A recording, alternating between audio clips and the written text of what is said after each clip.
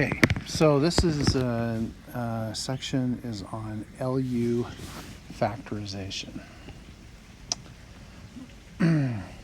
All right, so suppose that we have a matrix A that is a square matrix. Okay, so it's n by n, and it's also full rank.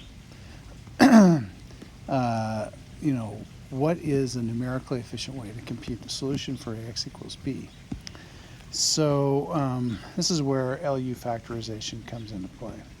So we could write an explicit formula for A inverse. Remember that A inverse can always be written as the adjugate of A, which is the matrix of cofactors transposed divided by the determinant of A. So this is an explicit formula.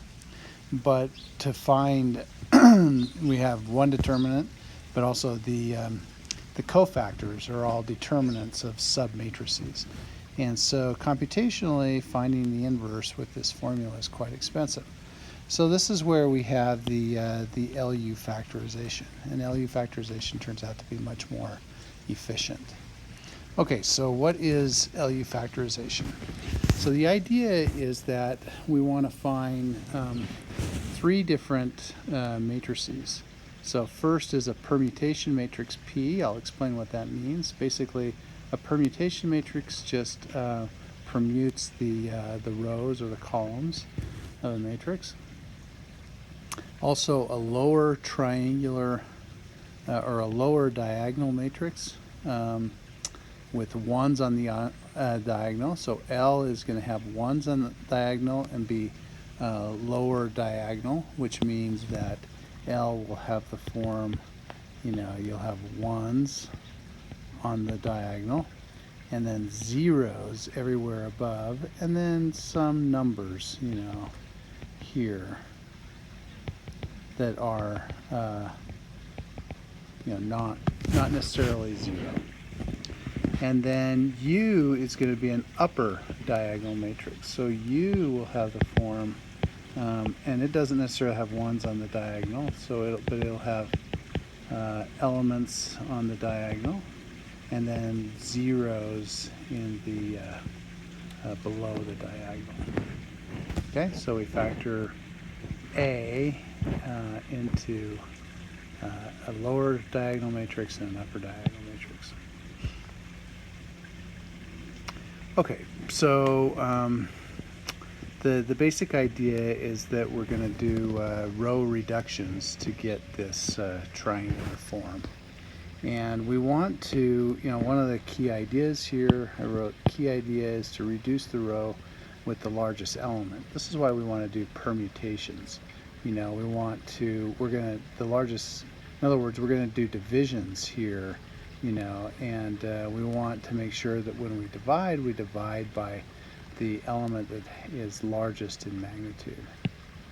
Okay, so the first thing we're going to do is permute the rows to try to get, this is our original A, and what we're going to do is we're going to look down this column, find the element that has the largest value in magnitude, so it may be plus or minus 7, but we're going to find the largest magnitude. And then we're going to create a permutation matrix, and a permutation matrix will only have ones and zeros. Every row has exactly one non-zero element, and every column has exactly one non-zero element. Essentially what this permutation matrix is going to do, so we start with the identity, and then if we do permute 1 and 3, basically we flip the rows on the 1 and 3 element, and that is going to, when we multiply, that will we're going to flip the columns, the 1 and 3 columns of P, and that will basically flip the 1 and 3 rows of A. So when we multiply here down, we're going to the 1 is always going to pick off the last row. So that goes here. Because the 1 is in the middle, we're going to always pick off the middle row. And then for the third element, we're always going to pick off the first row. So basically this permutation just flipped the first and third rows of A. Okay, so once we permute these matrices, then what we're going to try to do is we're going to try to zero out this this first, the first thing we're going to do is try to create a 0 here, and then we'll have a 0 there. So if I multiply by this E1, and the way we construct E1 is, for example, we start with identity, and then when we multiply here, we're going to get, we want to have this element times 7 plus this element times 1, we want to get 0. So what we're going to do is we're going to multiply, this element needs to be the negation of that divided by this guy. So when we multiply here, we're going to have, a positive 4/7 times 7 is going to be positive 4, minus 4, and we're going to get a 0. And then we'll get other elements here. So this first row is basically going to, or this second row here with the 4/7 is going to basically add this guy to that guy in a way that gives us 0 in this first element. And then we're also going to do the same thing down below. We're going to do a minus 1/7 times 7, and then 0 times this row, and then we'll have 7 times 1, and that's going to give us a 0. This should have been a 0 in this point here too. That should be a 0. Okay, so we multiply in a way that basically zeroes out these last two elements. Okay, now what we're going to do is we're going to look at this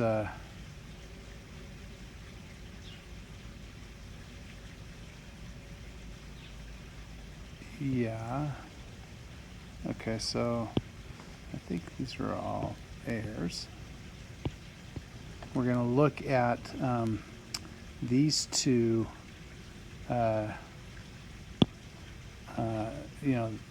these two numbers, and we want to get the one with the largest magnitude on top. So essentially we're going to flip these two rows. So we need to multiply by a permutation matrix, P23, where what we're going to do is we're going to start with the identity, and then we flip the second and third columns.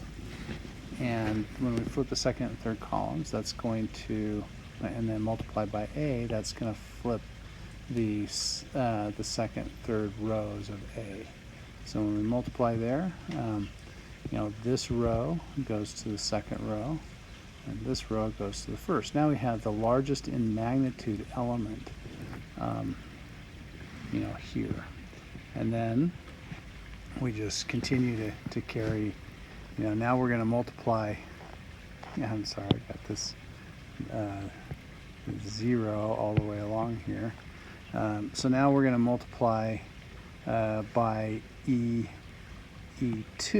And again, when we multiply by E2, the idea is we're going to, we start with the identity, and then we're going to add, we're going to do, the negation of that guy divided by this guy. So it's going to be positive 0.4286 divided by 0.8571. So when we multiply, this row by, we multiply, so 0 times minus 8, this guy times minus 0.87 is going to be a plus 0.4286. Or I'm sorry, because of the negative, it'll be a negative 0.4286 plus 0.4286 gives us a 0 in this element. So now we have, we've created this upper diagonal matrix where we have zeros in this lower diagonal, and so that is U. So now we have this formula, this guy times A is equal to U.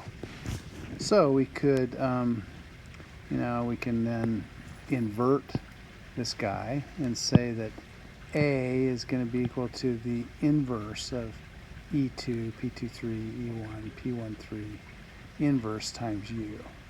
Okay, and then when I invert that matrix, I'm going to, because I have, a series of matrix inverse, I can write that as, each of the matrices inverse in reverse order. So that'll be P13 inverse, E1 inverse, P23 inverse, E2 inverse, like that.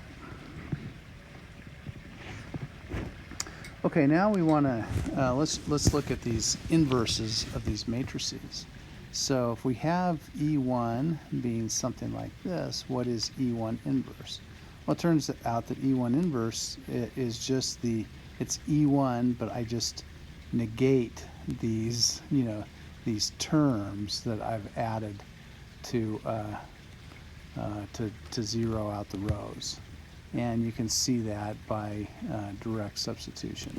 So you're going to have, for example, when you're going for when you're going for this term here, you're going to have 4/7 minus 4/7 gives you a 0, and then 4/7 times 0, 1 times 1 will give you a 1. Yeah, so that always works out so that this is equal to 0. So anytime we want to do the inverse of this, the inverse of any lower diagonal matrix formed by multiplying and adding rows is found by negating the off-diagonal terms. So that when we go back here to finding this inverse here, E1 inverse and E2 inverse are easy to find. So let's look at permutation matrices.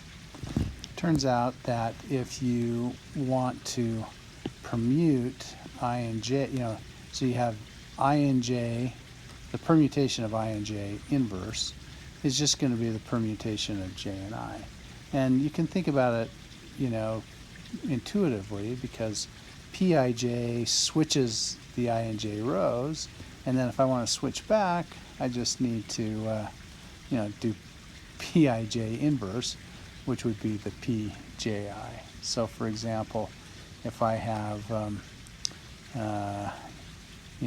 if I flip the first and third rows, that's the same, and then I multiply by a flip of the first and third and first rows, then I'm back to the identity.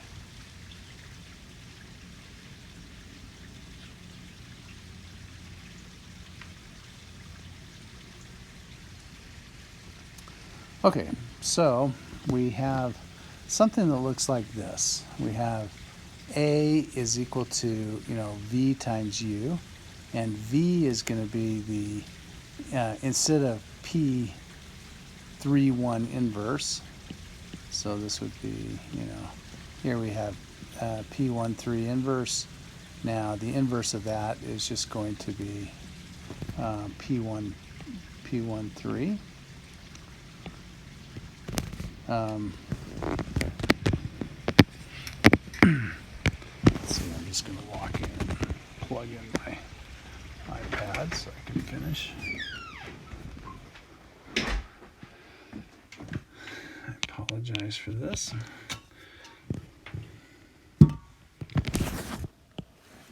Okay, so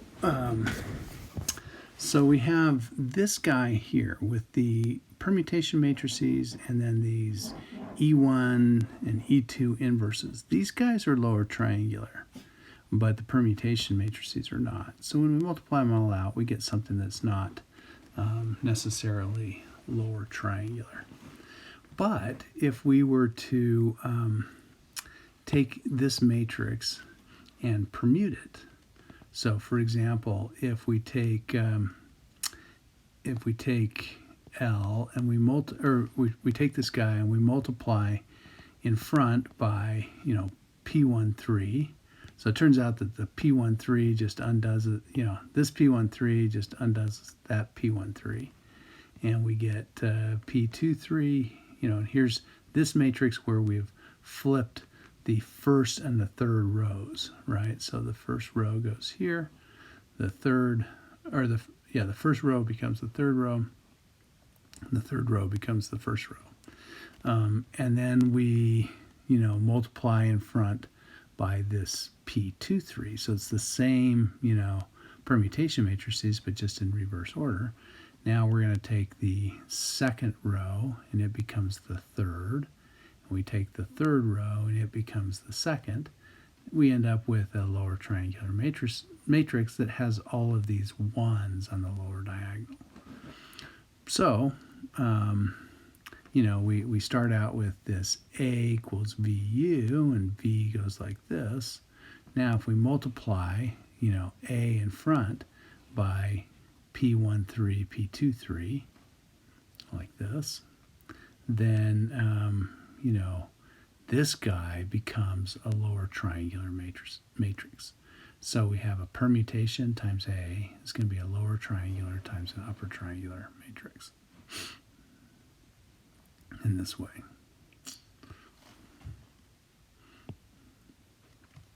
So for our example, once we multiply P23 times P13, we end up with this particular permutation matrix. Here's A, here's our lower triangular matrix, and our upper triangular matrix. Okay, so we have factored it as PA is equal to LU. All right, so now once we've done that, how do we go about solving this equation that we wanted to solve from the beginning?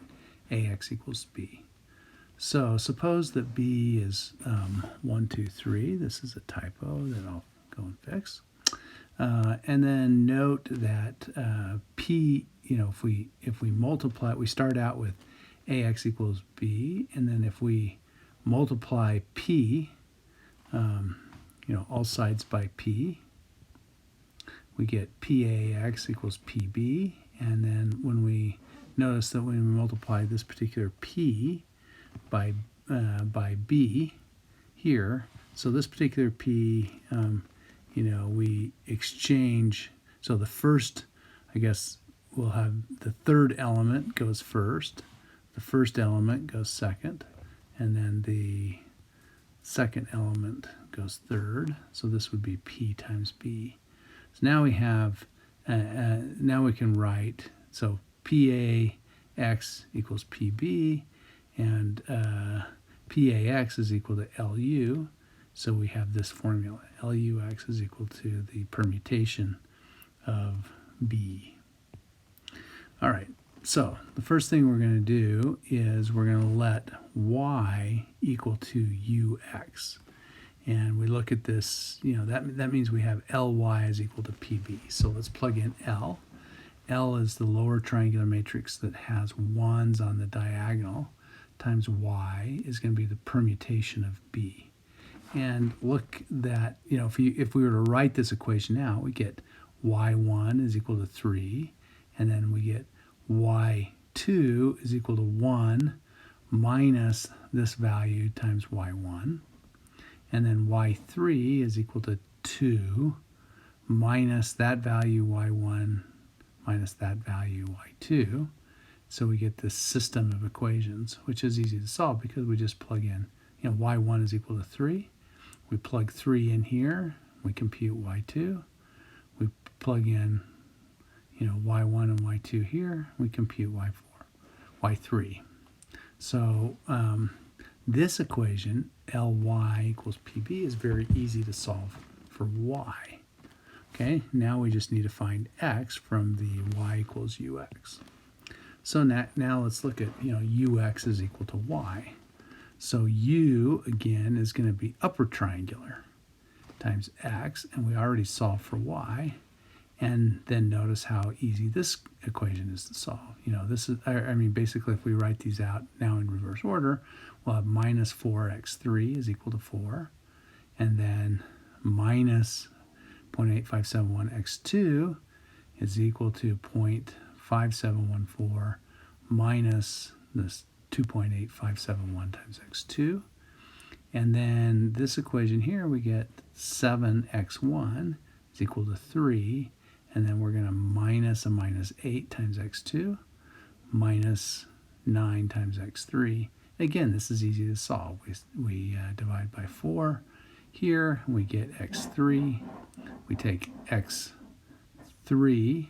Yep, that should be x3. We take x3, plug in here, and we solve for x1. We get x3 or solve for x2. We take x2 and x3, plugged in, and we solve for x1. So again, this becomes easy to solve. Okay, so that's the basic idea with LU factorization. So MATLAB, both MATLAB and Python have an LU factorization algorithm, and I have written this out here. So notice that there should be another parentheses there I need to go fix. All right, so the homework assignment is going to be to write your own LU function. Let me just go back and summarize how we go about finding the LU factorization. So again, we start with A. The first thing we're going to do is permute A to get. We're going to look down this row. We're going to look down this row. We're going to find the element that has the highest magnitude, and then we're going to permute to get that one first. So we've permuted the first and third rows, and now we're going to pre-multiply by this lower triangular matrix that basically zeros these elements in the first column.